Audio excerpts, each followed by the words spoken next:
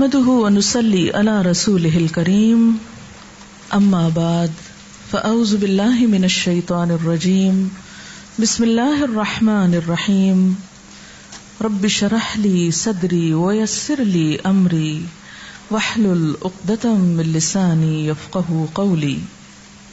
اللہ تعالیٰ کا لاکھ لاکھ شکر ہے جس نے ہمیں اسلام کی نعمت سے نوازا، زندگی گزارنے کے بہترین طریقے ہمیں سکھائے، مختلف اوقات اور مختلف مواقع پر کی جانے والی عبادات، اس کے بارے میں بھی واضح ہدایات اپنی کتاب اور اپنے حبیب محمد صلی اللہ علیہ وسلم کی سنت کے ذریعے ہم کو عطا کی۔ ہم سب جانتے ہیں کہ دین اسلام ایک وے آف لائف ہے، طریقہ زندگی ہے۔ یہ وہ طریقہ ہے جو اللہ نے اپنے بندوں کے لیے بھیجا ہے۔ اس طریقے کو اختیار کرنے والے، اس طریقے کو بنانے والے خود انسان نہیں، یعنی یہ طریقہ ڈیوائز کرنے والا خود اللہ رب العزت ہے۔ لہذا کوئی بھی کام جسے ہم اسلام کے نام پر کریں گے، دین کے نام پر کریں گے، اس کام کے لیے ضروری ہے کہ ہمارے پاس واضح ہدایات، انسٹرکشنز، تعلیمات اللہ کی طرف سے موجود ہوں، واضح دلائل سامنے ہوں۔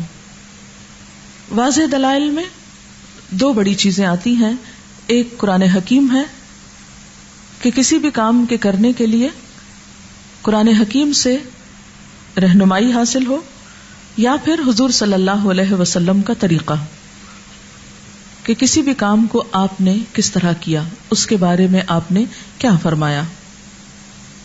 چونکہ یہ ماہ شعبان ہے، یہ بھی بابرکت مہینوں میں سے ایک مہینہ ہے، تو ہم دیکھیں گے کہ اس کے بارے میں قرآن حکیم اور سنت نبوی صلی اللہ علیہ وسلم میں کیا ارشادات ملتے ہیں کہ اس مہینے میں ہم کو کیا کرنا چاہیے۔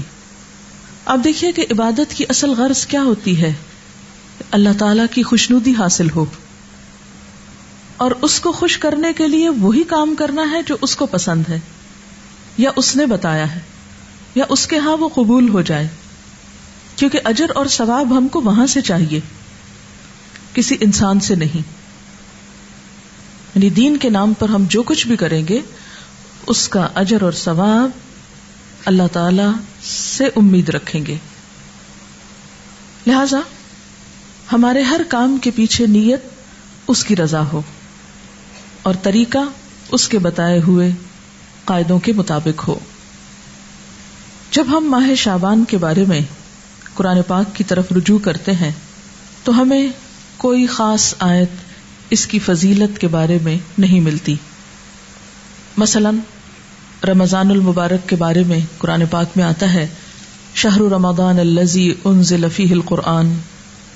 رمضان کی ایک رات لیلۃ القدر کے بارے میں بھی آتا ہے کہ لیلۃ القدر خیر من الف شہر، لیکن شعبان کے بارے میں کوئی ایسی آیت نہیں آتی۔ زیادہ سے زیادہ اس کی فضیلت کے بارے میں جو چیزیں ہم کو معلوم ہوتی ہیں وہ احادیث سے ہیں۔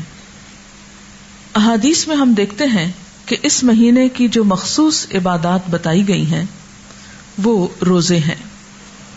حضرت اسامہ بن زید رضی اللہ تعالی عنہ بیان کرتے ہیں کہ میں نے عرض کیا، یا رسول اللہ، لم اراک تصوم من شہر من الشہور ما تصوم فی شعبان، قال ذلك شهر يغفل الناس عنه بين رجب ورمضان وهو شهر ترفع فيه الأعمال إلى رب العالمين وأحب أن يرفع عملي وأنا صائم۔ حضرت اسامہ بن زید رضی اللہ تعالی عنہ بیان کرتے ہیں کہ میں نے سوال کیا، اے اللہ کے رسول صلی اللہ علیہ وسلم، میں آپ کو کسی مہینے میں سوائے رمضان کے اتنے روزے رکھتے ہوئے نہیں دیکھتا جس قدر روزے آپ شعبان میں رکھتے ہیں۔ آپ نے فرمایا کہ لوگ اس رجب اور رمضان کے درمیان والے مہینے کی فضیلت سے غافل ہیں، حالانکہ اس مہینے میں لوگوں کے اعمال اللہ تعالیٰ کے سامنے پیش کیے جاتے ہیں۔ میری چاہت یہ ہے کہ میرے اعمال اللہ تعالیٰ کے سامنے میرے روزے کی حالت میں پیش ہوں. یہ روایت جو ابھی میں نے آپ کے سامنے رکھی یہ ابو داؤد اور نسائی کی ہے. ایک اور روایت میں ہے، ترمذی کی روایت میں ہے، حضرت ام سلمہ رضی اللہ تعالی عنہا فرماتی ہیں، ما رأیت النبی صلی اللہ علیہ وسلم یصوم شہرین متتابعین الا شعبان و رمضان، کہ میں نے رسول اللہ صلی اللہ علیہ وسلم کو 2 مہینے پے در پے روزے رکھتے ہوئے سوائے شعبان اور رمضان کے نہیں دیکھا.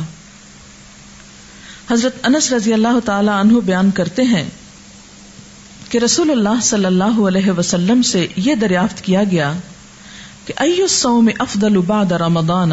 قال شعبان لتعظیم رمضان. قال فأی الصدقۃ افضل؟ قال صدقۃ فی رمضان. حضرت انس بیان کرتے ہیں کہ آپ صلی اللہ علیہ وسلم سے پوچھا گیا کس مہینے میں رمضان کے بعد روزہ رکھنا افضل ہے؟ آپ نے فرمایا شعبان میں، رمضان کی عظمت کے لحاظ سے، یعنی رمضان کی ایک طرح سے تیاری کے طور پر. پھر آپ سے دریافت کیا گیا کس مہینے میں صدقہ کرنا افضل ہے؟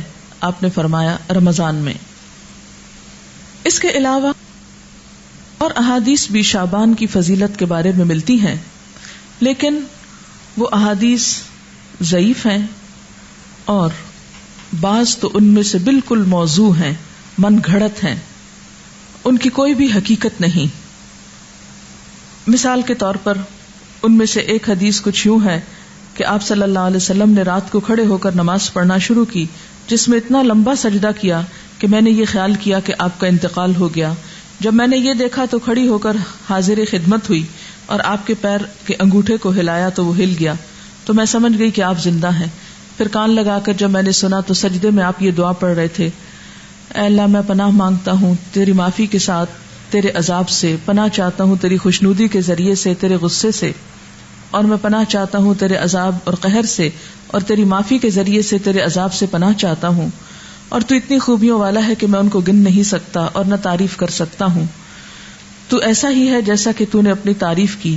جب آپ نے سجدے سے سر اٹھایا اور نماز سے فارغ ہوئے تو مجھ سے فرمایا، اے عائشہ کیا تم نے یہ خیال کیا ہے کہ اللہ کے رسول صلی اللہ علیہ وسلم تیری خیانت کریں گے اور تیری حق تلفی کر کے غیر کے پاس جائیں گے؟ میں نے عرض کیا، یا رسول اللہ خدا کی قسم نہیں، لیکن آپ کے لمبا سجدہ کرنے کی وجہ سے میں نے خیال کیا شاید آپ کا انتقال ہو گیا ہے. پھر آپ نے فرمایا کہ اے عائشہ کیا تم جانتی ہو یہ کون سی رات ہے؟ میں نے عرض کیا، اللہ اور اس کے رسول زیادہ جانتے ہیں. آپ نے فرمایا آج شعبان کی 15ویں رات ہے. اس شب میں اللہ تعالیٰ اپنے بندوں کی طرف نظر رحمت سے دیکھتا ہے، معافی چاہنے والوں کو معاف کرتا ہے، رحم چاہنے والوں کو رحم فرماتا ہے، اور بغض رکھنے والوں کو ان کے حال پہ چھوڑ دیتا ہے. لیکن اس حدیث کی کوئی بھی اصل نہیں، یہ حدیث جو ہے درست نہیں اور اس پر اعتبار نہیں کیا جا سکتا. اسی طرح ایک اور اسی قسم کی حدیث جو عام طور پر آپ اخباروں میں پڑھیں گے اور بہت تحریروں میں ہائی لائٹ کر کے یہ باتیں لکھی ہوئی آپ کو ملیں گی، لیکن اس حدیث کی بھی کوئی حقیقت نہیں ہے. اور وہ کیا ہے کہ حضرت عائشہ نے بیان کیا کہ رسول اللہ صلی اللہ علیہ وسلم نے فرمایا کہ میرے پاس جبریل تشریف لائے تھے اور فرمایا آج کی رات شعبان کی 15ویں رات ہے. اس رات میں اللہ تعالیٰ قبیلہ کلب کی بکریوں کے بالوں کے شمار کے برابر دوزخ سے لوگوں کو آزاد کرتا ہے.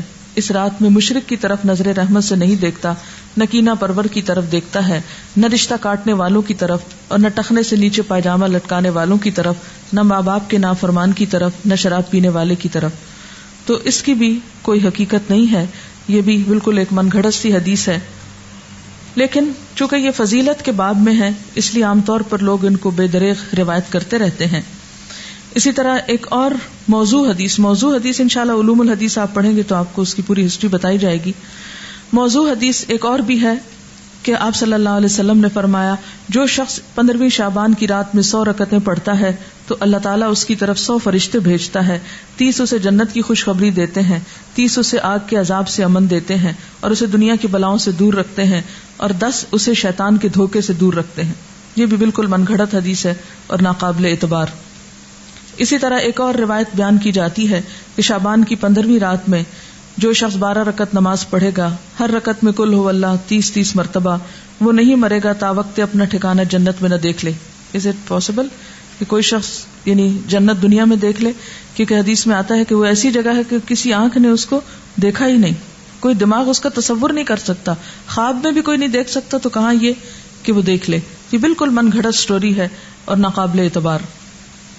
اور اس کی سفارش اس کے گھر کے 10 جہنمیوں کے بارے میں قبول کی جائے گی.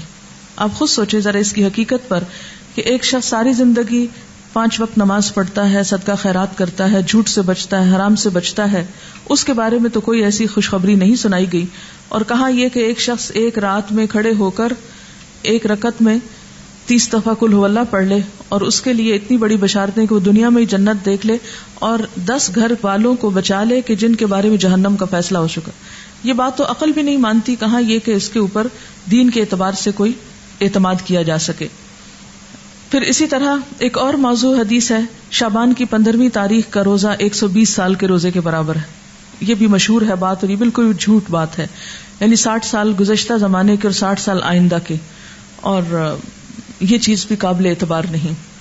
تو جو صحیح روایات سے ہم کو پتہ چلتا ہے شعبان کے بارے میں وہ کیا ہے کہ اس مہینے میں روزوں کی فضیلت ہے، یعنی ایک برکت والا مہینہ ہے، رمضان کی ابتدا ہے، رمضان کی تیاری ہے اور کثرت سے نفلی روزے رکھنے چاہیے.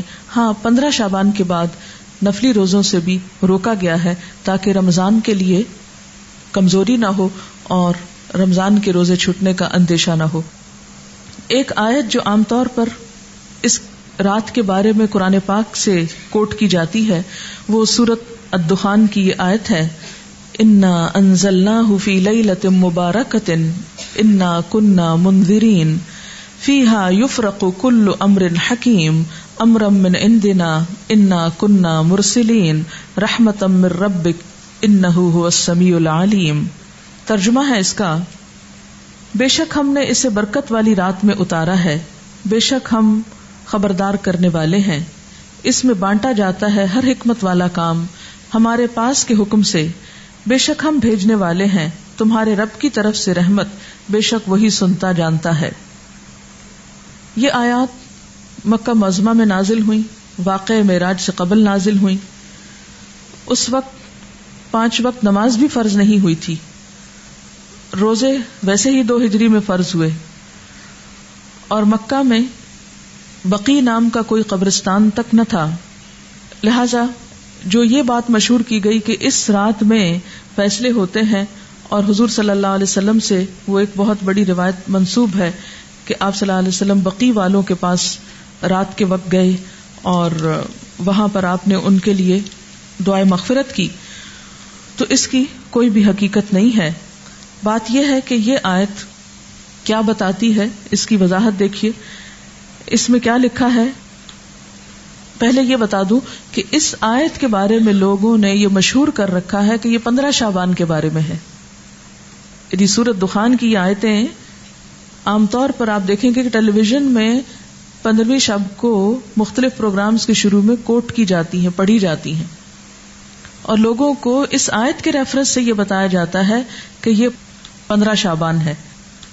حالانکہ اس آیت کا نزول کب ہوا؟ مکہ میں ہوا، اور مکہ میں معراج سے قبل. اور پھر اس آیت میں جو بات پتہ چلتی ہے وہ کیا کہ اس مبارک رات میں قرآن پاک نازل کیا گیا، انا انزلناہ فی لیلۃ مبارکۃ. قرآن پاک ہی کی ایک اور آیت سے کیا پتہ چلتا ہے کہ قرآن پاک کب نازل ہوا؟ آپ بتائیے. رمضان میں نازل ہوا. سورۃ البقرہ کی آیت شہر رمضان الذی انزل فیہ القرآن، کہ رمضان وہ مہینہ ہے جس میں قرآن پاک نازل کیا گیا. پھر وہ رات شعبان میں کیسے آ گئی؟ پھر دوسری بات یہ ہے کہ سورۃ القدر کے شروع میں کیا آتا ہے؟ انا انزلناہ فی لیلۃ القدر. اور لیلۃ القدر کون سی ہے؟ وما ادراک ما لیلۃ القدر لیلۃ القدر خیر من الف شہر تنزل الملائکۃ والروح فیہا باذن ربہم من کل امر سلام ہی حتی مطلع الفجر. ہمیشہ سے آپ کو معلوم ہے کہ اس سورت کی جو تفسیر کی جاتی ہے وہ کیا ہے کہ یہ کس رات کے بارے میں بات ہے؟ لیلۃ القدر کے بارے میں. اور لیلۃ القدر کیا شعبان میں ہوتی ہے یا رمضان میں؟ رمضان میں. اور رمضان کی کون سی رات ہوتی ہے؟ اس کے بارے میں تاکید سے نہیں بتایا گیا کہ کون سی رات. ہاں آخری عشرے کی رات ہے. اور اس کی تفصیل کہاں سے پتہ چلتی ہے؟ حدیث پاک میں ہے کہ ایک مرتبہ آپ صلی اللہ علیہ وسلم گھر سے باہر تشریف لائے، دیکھا کہ دو شخص باہم جھگڑ رہے تھے. آپ نے ان کی صلح فرمائی، پھر فرمایا کہ میں تمہیں ایک خیر کی بات بتانے نکلا تھا مگر تم جھگڑ رہے تھے، اس لیے میں وہ بات بتانا بھول گیا. صرف اتنا یاد ہے کہ وہ بات یہ تھی کہ وہ رات کب ہے. یعنی میں یہ بتانے کو آ رہا تھا کہ لیلۃ القدر کب ہے، لیکن تمہارے جھگڑے کی وجہ سے وہ مجھ کو بھول گئی. اب مجھے یاد نہیں، بس اتنا یاد رہ گیا کہ وہ برکت والی رات رمضان المبارک کی آخری 5 طاق راتوں میں سے ایک تھی. اب تم اس کو 21، 23، 25، 27 اور 29ویں راتوں میں تلاش کرو. یہ بخاری کی روایت ہے. آپ صلی اللہ علیہ وسلم اس رات کو پانے کے لیے رمضان کے آخری عشرے کا اعتکاف فرمایا کرتے تھے. یہ بھی بخاری کی روایت ہے. تو اس سے کیا پتہ چلتا ہے کہ لیلۃ القدر، قدر سے مراد کیا ہے؟ ایک تو قدر و قیمت کے معنوں میں آتا ہے، دوسرا قدر سے مراد تقدیر بھی ہے کہ تقدیر کے فیصلے اس رات میں ہوتے ہیں، نہ کہ 15 شعبان کی رات کو. اور پھر آپ دیکھیں کہ اس میں ان آیتوں میں جو میں نے آپ کے سامنے سورۃ الدخان کی پڑھی ہیں، ان میں آتا ہے فیہا یفرق کل امر حکیم. فیہا سے مراد کیا ہے؟ اس رات میں یفرق تقسیم کیے جاتے ہیں، کل امر سب کام، حکیم حکمت والے، یعنی ہر قسم کے فیصلے اس رات میں فرشتوں کے حوالے کیے جاتے ہیں، ان کو دے دیے جاتے ہیں. تو اس سے بھی کیا پتہ چلتا ہے کہ سورۃ الدخان کی یہ آیت 15 شعبان کے بارے میں نہیں ہے بلکہ لیلۃ القدر کے بارے میں ہے، جس میں قرآن پاک بھی نازل ہوا اور جس میں لوگوں کی قسمتوں کے بھی فیصلے کیے جاتے ہیں. پھر اسی طرح یہ بات ہے کہ عام طور پر یہ کہا جاتا ہے، یعنی شعبان کے مہینے میں جو مختلف کام ہوتے ہیں ان کی تھوڑی سی حقیقت بتانا چاہوں گی کہ ہمارے ہاں جو چیزیں مشہور ہیں ان کی اصل کیا ہے. پہلی بات تو یہ کہ شعبان بابرکت مہینہ ہے، لیکن اس کی واحد برکت کیا ہے؟ روزے رکھے جائیں، اعمال اللہ کے ہاں پیش ہوتے ہیں. اور آپ صلی اللہ علیہ وسلم نے کیا فرمایا کہ میں یہ چاہتا ہوں کہ میرا عمل اس وقت اللہ کے ہاں پیش ہو جب میں روزے سے ہوں. اس سے زیادہ کوئی چیز کسی اوتھینٹک ذریعے سے ہم کو نہیں ملتی کہ کسی اور عمل کی بھی ضرورت ہے. ہمارے ہاں یہ رات یعنی شعبان میں خاص طور پر 15 شعبان کی رات شب برات کے نام سے مشہور ہے، جس کو شب برات کہتے ہیں.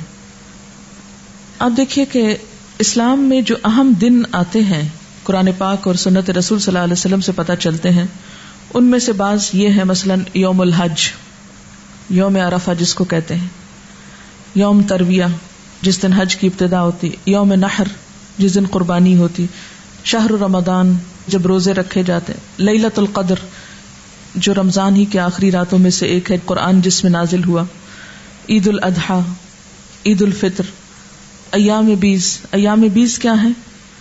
ہر مہینے کے 13، 14 اور 15، یعنی ایک 14ویں سے پہلے کی رات اور ایک 14ویں کے بعد کی رات. ان کے جو دن ہیں، یعنی 13 کا دن، پھر 14 کا دن اور 15 کا دن، ان دنوں میں روزہ رکھنا جو ہے وہ مسنون ہے. یعنی ہر مہینے جو شخص روزے رکھنا چاہے وہ ان 3 دنوں میں رکھے. ان کو ایام 20 اس لیے کہتے ہیں کہ ان کی راتیں بھی روشن ہوتی ہیں. پھر اسی طرح یوم الجمعہ، اس کی فضیلت آئی ہے، سورۃ الجمعہ بھی ہے. اسی طرح ایام تشریق ہیں، یا کچھ اور دن بھی ہو سکتے ہیں جن کا براہ راست ذکر جو ہے وہ قرآن پاک میں نہیں آیا. لیکن شب برات کا نام نہ کہیں قرآن میں آیا ہے اور نہ کہیں حدیث میں آیا ہے. شب برات نہ قرآن میں نہ حدیث میں. اس کی ایک وجہ تو یہ بھی ہو سکتی ہے کہ اس کا یہ جو لفظ ہے شب، یہ عربی کا لفظ ہی نہیں ہے. یہ کس کا لفظ ہے؟ فارسی کا لفظ ہے، اور اگر اس کے آگے رات لگاتے ہیں شب رات تو رات بھی عربی کا لفظ نہیں، اور اگر آپ اس کے آگے برات لگاتے ہیں شب برات تو برات بھی عربی کا لفظ نہیں، یہ شاید سنسکرت کا لفظ ہے جو شادی میں برات آتی ہے. بعض لوگ یہ کہتے ہیں کہ اس کا نام شب براءت ہے. براءت کہتے ہیں بیزاری کو، جیسے سورۃ توبہ کے شروع میں آپ نے پڑھا براءۃ من اللہ ورسولہ، سورۃ توبہ کی ابتدا اسی سے ہوتی ہے. تو براءت کا لفظی معنی کیا ہوتا ہے؟ بیزاری.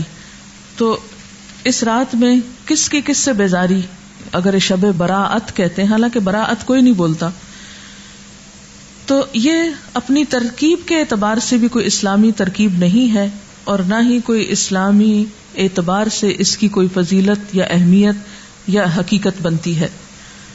شب برات جو ہے یا شب رات جو ہے ہمارے ہاں عام طور پر باقاعدہ جشن کی شکل میں منائی جاتی ہے، حالانکہ اسلام میں جشن کے دن صرف دو ہیں، عید الفطر اور عید الاضحیٰ. حضرت انس رضی اللہ تعالی عنہ سے روایت ہے کہ جب رسول اللہ صلی اللہ علیہ وسلم مدینہ منورہ آئے تو ان کے ہاں 2 دن تھے جن میں وہ کھیلتے اور خوشیاں مناتے. آپ صلی اللہ علیہ وسلم نے ان کے بارے میں دریافت فرمایا تو آپ کو بتایا گیا مدینہ والوں کی طرف سے کہ ہم جاہلیت کے زمانے سے یہ 2 دن مناتے چلے آ رہے ہیں. آپ صلی اللہ علیہ وسلم نے فرمایا اللہ تعالیٰ نے تم کو اس سے بہتر 2 دن عطا کر دیے ہیں، عید الفطر اور عید الاضحیٰ. تو شب برات کا جو جشن ہے، یعنی رات کو آتش بازی اور مخصوص قسم کے کھانے پکانا، ان کو اسلام کا ایک حصہ بنا لیا گیا. اگر آپ اس کو اپنے کلچر کا حصہ کہیں یا اپنی روایات کا حصہ جو بر صغیر کی ہیں خاص طور پر، تو کوئی بات نہیں. مثلاً آپ 14 اگست مناتے ہیں یا آپ 9 نومبر آج منا رہے ہیں، بہت سے لوگ گھروں میں چھٹی کر کے منانے کا ہمارے ہاں ایک ہی طریقہ چھٹی کر لی جائے. علامہ اقبال نے دن رات کام کیا تھا اور ہم دن رات چھٹیاں کرنا چاہتے ہیں. بہرحال تو وہ آپ کا کیا ہے، ایک لوکل کلچر ہے، اس کا اسلام سے کوئی تعلق نہیں، یعنی 9 نومبر کا اسلام سے کوئی تعلق نہیں. اسی طرح اگر آپ 15 کو آتش بازی کرتے ہیں یا حلوہ پکاتے ہیں تو وہ آپ کا لوکل کلچر تو ہو سکتا ہے، اس کا اسلام سے کوئی تعلق نہیں، کیونکہ اس کے بارے میں نہ کوئی تعلیم قرآن پاک سے ہم کو ملتی ہے اور نہ ہی نبی صلی اللہ علیہ وسلم کی سنت سے. مثلاً اس رات میں کیا ہوتا ہے، حلوہ پکایا جاتا ہے اور دوسروں کو کھلایا جاتا ہے، مردوں کی فاتحہ دلائی جاتی ہے، چراغاں کیا جاتا ہے، کینڈلز وغیرہ لوگ چھتوں پر جلاتے ہیں، اور اب اس کی جگہ دوسری بجلی کی بتیاں بھی جلائی جاتی ہیں، آتش بازی کی جاتی ہے، گھروں میں خاص طور پر رنگ روغن کیا جاتا ہے، صاف کیا جاتا ہے. لیکن اگر غور کیا جائے تو ان میں سے کوئی بھی چیز اپنی اصل کے اعتبار سے قرآن اور سنت سے نہیں ہے. جہاں تک اس بات کا تعلق ہے کہ حلوہ پکانا، تو آپ دیکھیے کہ اس کے پیچھے یہ کہا جاتا ہے کہ نبی صلی اللہ علیہ وسلم کا دانت مبارک احد میں شہید ہوا تھا تو آپ کو حلوہ پکا کر کھلایا گیا تھا، تو ہم بھی حلوہ پکاتے ہیں. تو بات یہ تھی کہ آپ نے تو دانت شہید کروایا تھا، ہم نے کتنے دانت اسلام کی راہ میں شہید کرائے ہیں؟ تو اگر دانت ہمارا شہید نہیں ہوا تو حلوہ کھانے کا ہم کو کیا حق ہے؟ دوسری بات یہ کہ آپ کو یہ معلوم ہے کہ جنگ احد شوال میں ہوئی تھی، جنگ احد شوال میں ہوئی تھی اور ہم حلوہ 15 شب کو کھا رہے ہیں. لہذا اس حلوے کی کوئی بھی اصل نہیں ہے. اس رسم کی کچھ اصل ہندوانہ کلچر میں ملتی ہے. وہ کیا؟ ہندوؤں میں سال میں 1 دفعہ حلوہ پوری پکا کر کبوں کو کھلائی جاتی ہے، یہ ان کی ایک رسم ہے، اور وہ اسے بزرگوں پرکھوں کو کھلانا کہتے ہیں. کیا کہتے ہیں؟ بزرگوں پرکھوں کو کھلانا. شب برات میں عموماً صرف حلوہ نہیں، پوڑی بھی ہوتی ہے جو شاید اسی کلچر سے مشابہت رکھتی ہے. پھر آپ دیکھیے کہ بعض لوگ یہ کہتے ہیں کہ حضرت اویس قرنی نے آپ صلی اللہ علیہ وسلم کی مطابق میں دانت شہید کیا تھا اور انہوں نے حلوہ کھایا تھا. تو یہ ہے کہ اگر آپ نے ان کی بھی پیروی کرنی ہے تو پھر پوری کیجئے، آدھے حصے کی نہیں. پہلے دانت توڑیے اور اس کے بعد پھر حلوہ کھائیے. لیکن بات یہ ہے کہ آپ صلی اللہ علیہ وسلم سے صرف بیٹھ کر حلوہ کھانے کی کوئی روایت نہیں ملتی. آپ کے گھر میں تو 2 ماہ چولہا نہیں جلتا تھا, صرف کھجور پانی پہ گزارا ہوتا تھا. پھر اسی طرح یہ ہے کہ بعض لوگ شب برات کو مردوں کی عید بھی کہتے ہیں, یعنی عید الفطر تو زندوں کی عید ہے, بعض کے ہاں شب برات مردوں کی عید ہے. ان کا خیال یہ ہے کہ اگر کوئی شخص شب رات سے پہلے مر جائے تو جب تک شب رات میں حلوہ پوری اور چپاتی پر اس کی فاتحہ نہ کی جائے وہ مردوں میں شامل نہیں ہوتا, اور نہ اس کے کنبے میں پہلا تہوار منایا جاتا ہے. یعنی رواج کیا ہے کہ جب کوئی فوت ہو جائے تو پہلا تہوار یہ منایا جائے, پھر اس کے بعد کوئی شادی رکھی جائے یا کوئی اور خوشی کا موقع. تو یہ مردے کی پہلے عید کی جائے پھر اپنی عید. آپ نے دیکھا ہوگا کہ اگر کسی کا کوئی رشتہ دار عید سے پہلے فوت ہو جائے تو وہ لوگ عید نہیں مناتی. ہمارے ہاں کتنی عام ہے یہ بات نا. حالانکہ افسوس جو ہے اس کی مدت تو سوائے شوہر کے 3 دن مقرر کی گئی. پھر اسی طرح یہ ہے کہ ان کے ہاں, ہندوؤں کے ہاں اگر کوئی فوت ہو جائے تو یہ پرکھوں کو کھلانے والے واقعے سے پہلے نہ کوئی شادی بیاہ رکھتے ہیں اور نہ ہی کوئی اور خوشی کا موقع. اور اسی طرح یہ ہے کہ اگر کوئی شخص یہ نہ کرے تو اس کو اپنی برادری سے نکال دیتے ہیں. یہ بھی ہندوؤں کے ہاں ہے. جب تک وہ برادری والوں کو روٹی نہ کھلائے یا یہ حلوہ پوری نہ کھلائے اس وقت تک اسے برادری میں شامل نہیں کرتے, کیونکہ ان کے ہاں ذات پات اور برادری سسٹم بہت اسٹرانگ ہے. تو انہی کے اس کلچر سے متاثر ہو کر ہمارے ہاں بھی مردوں کی عید کے نام سے شب رات کو حلوہ پوری پر فاتحہ جو ہے ان کے لیے دی جانے لگی. ان کے ہاں یہ بھی خیال کیا جاتا ہے کہ جب تک یہ رسم ادا نہ ہو انسان مردوں میں شریک نہیں ہوتا, وہ معلق رہتا ہے. اب آپ دیکھیں کہ جو لوگ یہ رسم نہیں کرتے ان کے تو سب مرنے والے اب تک لٹک رہے ہیں کہیں اور وہ مردوں میں شریک نہیں ہوئے. تو یہ کتنی نان سینس قسم کی بات ہے. کیا کوئی دین اس قسم کی تعلیمات دے سکتا ہے؟ اسی طرح بعض لوگوں کے ہاں یہ رواج بھی ہے کہ وہ گھروں کی صفائی کر کے ایک مخصوص جگہ پر حلوہ چپاتی رکھتے ہیں, اور موسمی پھل بھی اور مٹھائیاں بھی اور کھانے پینے کی چیزیں بھی, اور وہ کہتے ہیں کہ یہ مرنے والے کے لیے ہیں اور ہر وہ چیز رکھی جاتی ہے جو مرنے والے کو پسند ہوتی ہے. اور بعض اوقات لوبان اور اگربتی وغیرہ جلا کر بھی اس کو مزید بارونق کیا جاتا ہے. اور بعض لوگوں نے یہ بھی تصور قائم کر رکھا ہے کہ میت کی روح 40 دن تک گھر پر آتی رہتی ہے, اور خصوصاً شب رات کو بھی آتی ہے, یعنی 40 دن تک آنے کے علاوہ شب رات کو بھی آتی ہے. تو اس کا کوئی ثبوت نہ قرآن پاک سے ہم کو ملتا ہے اور نہ ہی حدیث سے ملتا ہے. ابھی ریسنٹلی آپ نے سورۃ المومنون پڑھی, اس میں آپ نے برزخ کے بارے میں پڑھا, وَمِن وَرَائِهِمْ بَرْزَخٌ إِلَىٰ يَوْمِ يُبْعَثُونَ, کہ مرنے والا جب مر جاتا ہے تو ان کے پیچھے کیا ہے؟ برزخ, پردہ آ گیا. کب تک؟ إِلَىٰ يَوْمِ يُبْعَثُونَ. کہاں اب ان کا آپ کے گھروں میں آنا اور آ کر کھانے پینے کی چیزیں دیکھ کر ترسنا, کیونکہ اب وہ خود تو کھا نہیں سکتے. یعنی یہ کتنے افسوس کی بات ہے کہ ایک روح آ رہی ہے اور آپ اس کے لیے کھانے پینے کی چیزیں رکھ رہے ہیں جو وہ کھا بھی نہیں سکتی. تو دین میں اس قسم کے کوئی عمل نہیں ہے کہ جو عقل سے مطابقت نہ رکھتے ہوں. جی, یہ پوچھ رہی ہیں کہ وہ سب پھر کھاتا کون ہے؟ اگر سمجھ بھی لیا جائے کہ وہ سپوز کہ وہ آتے ہیں تو آ کے دیکھ کے چلے جاتے ہیں اور پھر ہم خود بیٹھ کے کھا لیتے ہیں یا اوروں کو کھلا دیتے ہیں. یہ کس قدر شرمناک بات ہے کہ مہمان نے تو کچھ کھایا نہیں اور اپنی موج کر لی ہم نے.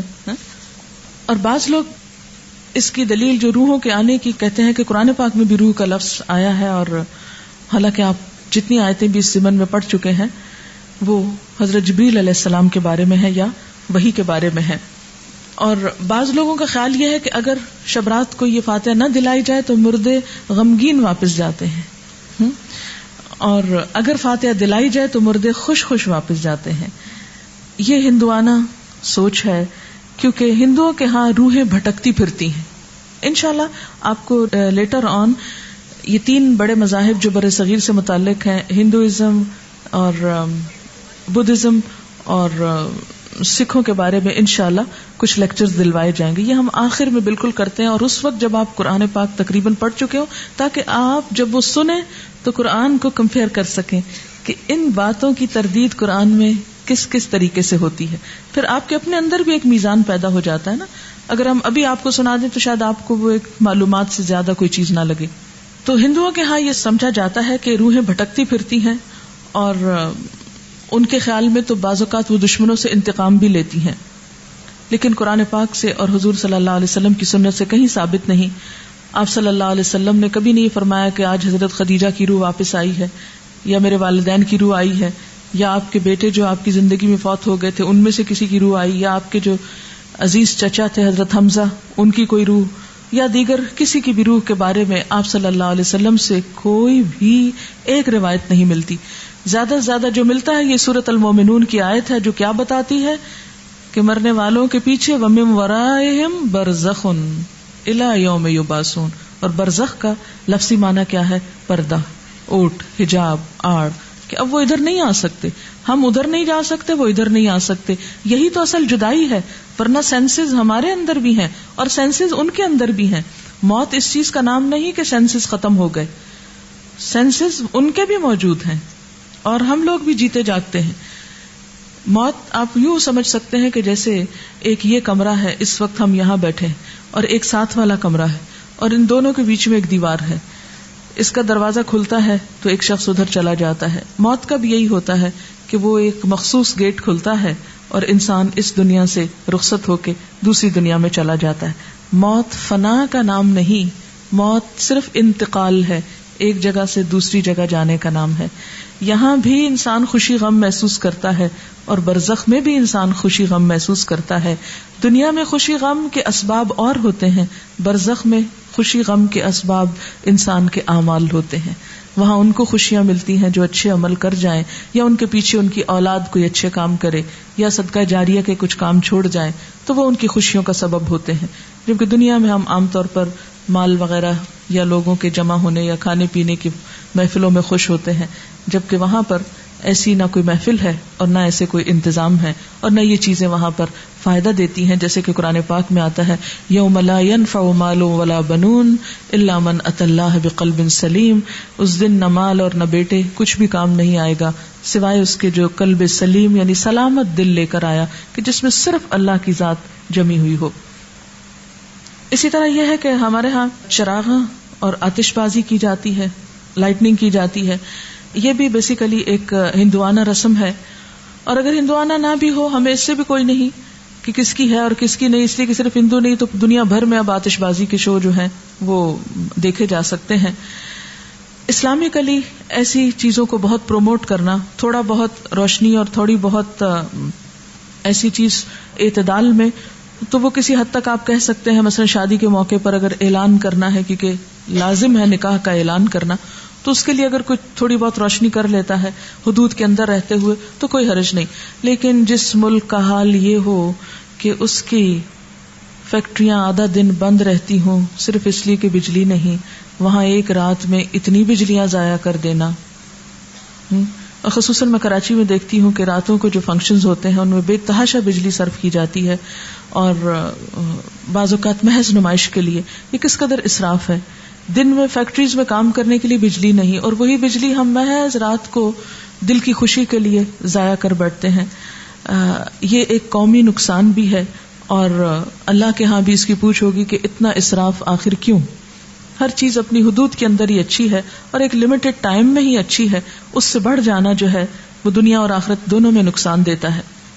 اور اسی طرح محض آگ جلا کے ختم کر دینا اور اس پر لاکھوں کروڑوں روپیہ ضائع کر دینا، اور اس کے نتیجے میں جو پولوشن پیدا ہوتی. آپ کو معلوم ہے کہ جب بہت آتش بازی ہوتی ہے، کیونکہ اسلام آباد میں ہر سال شاید 14 اگست کو ہوتی ہے، تو اس روز آپ یقین کیجئے کہ ہم لوگ سانس نہیں لے پاتے.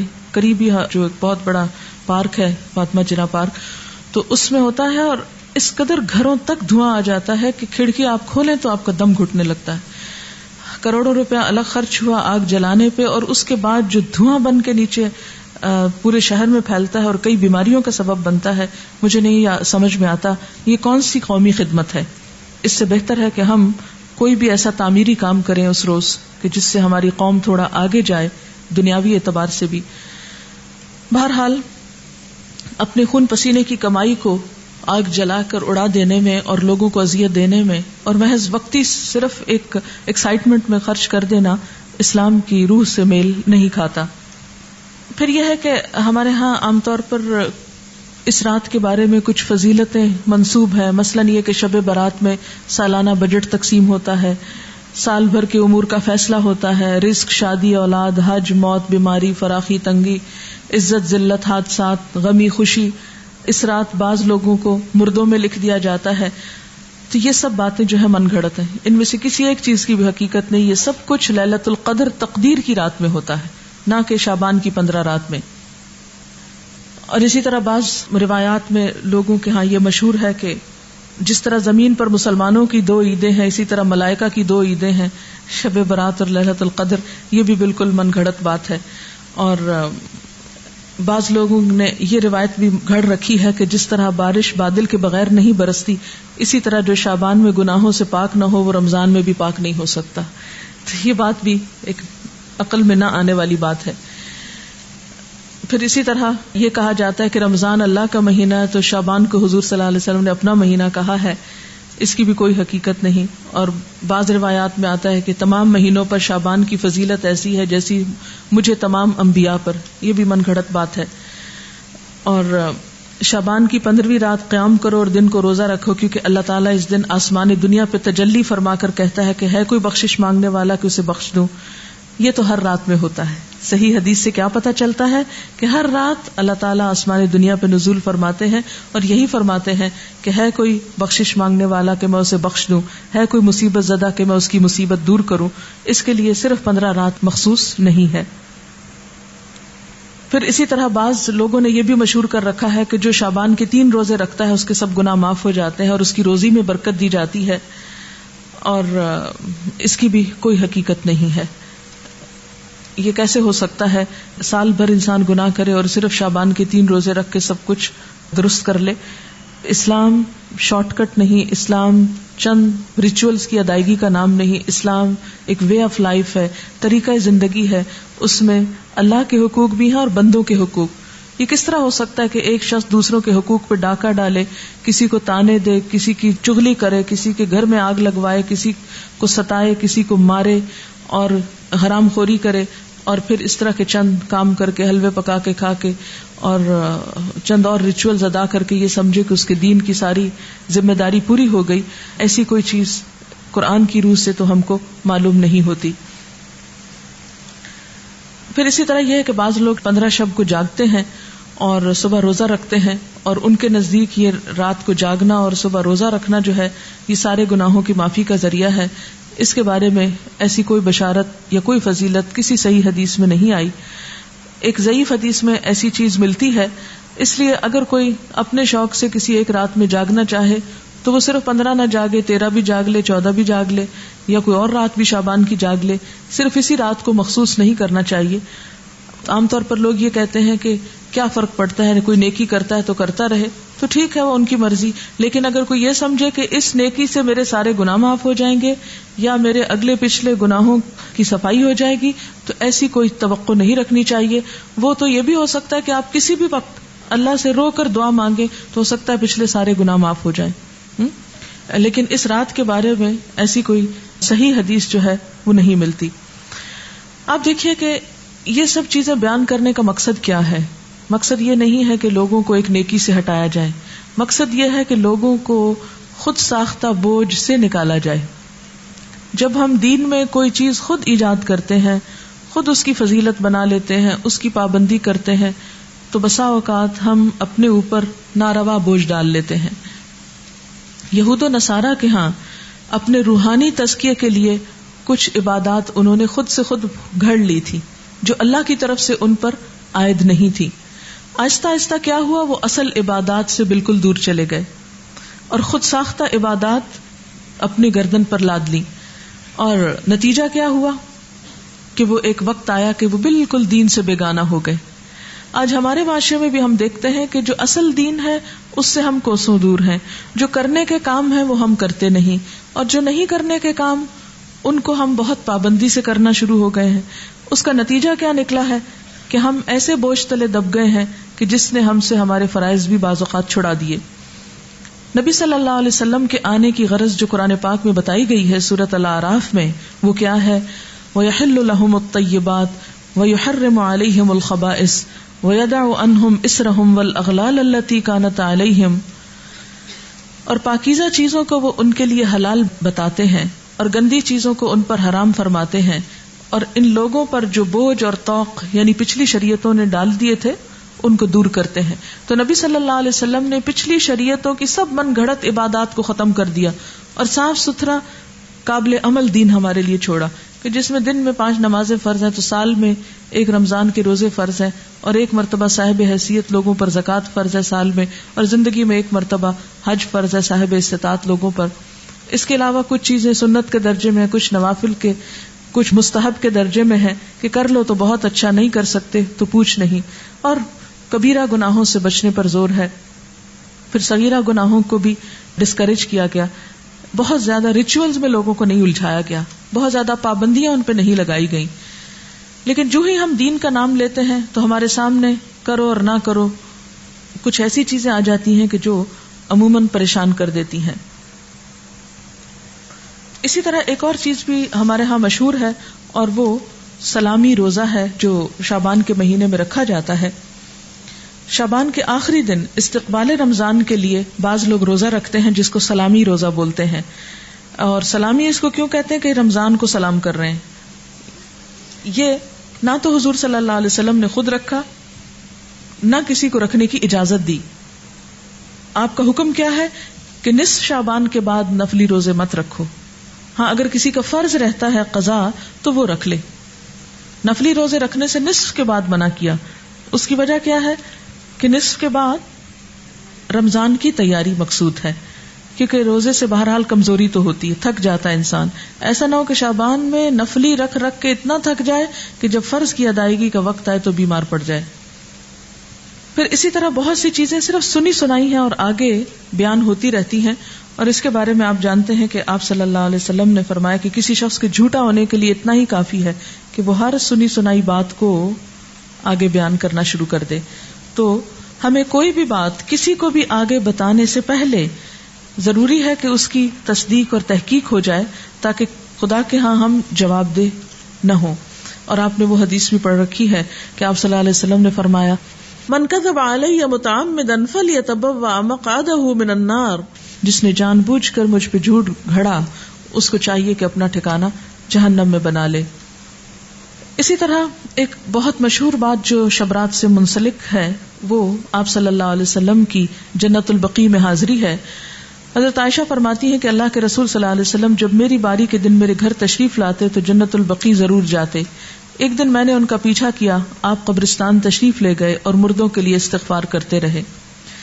آپ کا معمول تھا کہ ہفتہ عشرہ میں قبرستان جایا کرتے تھے، لیکن 15ویں شعبان کو خاص طور پر قبرستان جانا آپ سے کہیں بھی ثابت نہیں. یعنی یہ آپ روٹین میں جاتے تھے، مخصوص یعنی خاص طور پر 15ویں شعبان کے لیے بات نہیں آتی. جن روایات میں ہے وہ ضعیف ہیں یا موضوع روایات ہیں. اس لیے ہمارے ہاں جو عام طور پر رواج ہے کہ 15ویں شعبان کو لوگ رات کے وقت بعض اوقات قبرستان جاتے ہیں، وہاں قبروں پہ چراغاں کرتے ہیں یا خاص قسم کے عمل کرتے ہیں، تو ایسی کوئی چیز جو ہے نبی صلی اللہ علیہ وسلم کی سنت سے ثابت نہیں. جو ثابت ہے وہ کیا ہے کہ گاہے بگاہے آپ جاتے تھے، خصوصاً مرد حضرات کو جانا چاہیے. آپ صلی اللہ علیہ وسلم نے قبرستان جانے کے لیے کیا فرمایا ہے کہ کنت نہیتکم عن زیارت القبور فزوروها فإنها تزہد الدنیا وتذکر الآخرہ. میں تم کو پہلے قبروں کی زیارت سے منع کیا کرتا تھا، لیکن اب تم جایا کرو کیونکہ وہ دنیا سے بے رغبتی اور آخرت سے بارغبت کرتی ہے، یعنی آخرت کو یاد دلاتی ہے اور دنیا سے بے رغبت کرتی ہے. لیکن ہمارے ہاں عام طور پر تو لوگ قبرستان کے پاس سے گزرتے ہوئے بھی اپنے شغل میلوں میں مشغول رہتے ہیں اور قبر والوں کو بھول جاتے ہیں. کوئی ان کو سلام نہیں کرتے، نہ ان کو دعا دیتے ہیں. اور اسی طرح وہاں کبھی عبرت کی نظر سے کتنے لوگ ہیں. آپ سب جا کے اپنے گھر والوں سے پوچھئے کہ کتنے لوگوں نے اس حدیث پر عمل کیا کہ نبی صلی اللہ علیہ وسلم نے جو فرمایا ہے کہ قبروں کی زیارت کیا کرو کیونکہ وہ دنیا سے بے رغبت کرتی ہیں اور آخرت کی یاد دلاتی ہیں. ہم میں سے کتنوں کے باپ، بھائی، بیٹے صرف اس غرض سے کبھی قبرستان گئے ہوں کہ جا کے اپنی موت کو یاد کر کے آئیں؟ نہ ہونے کے برابر. لیکن جو چیز اللہ کے رسول صلی اللہ علیہ وسلم نے نہیں کی وہ ہم سب شوق سے کرتے ہیں اور اس میں پھر ایک میلے کا سما بھی پیدا کر لیتے ہیں.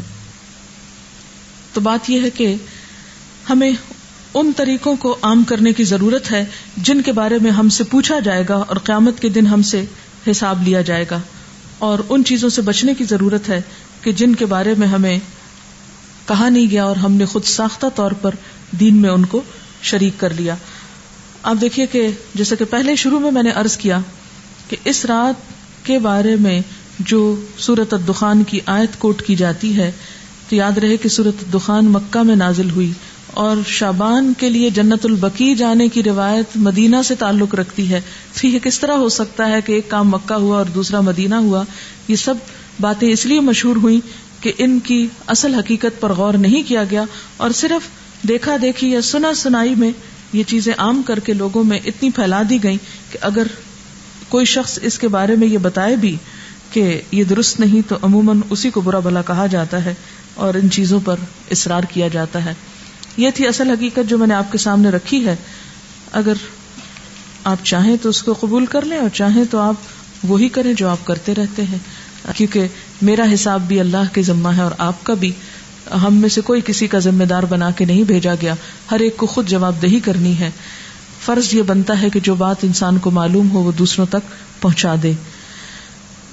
تو خلاصہ کیا ہے ساری گفتگو کا کہ نمبر 1 کہ بابرکت رات جس کی طرف سورۃ الدخان میں اشارہ کیا گیا ہے وہ لیلۃ القدر کی رات ہے، اور لیلۃ القدر رمضان کی رات ہے، 15 شعبان کی رات نہیں ہے۔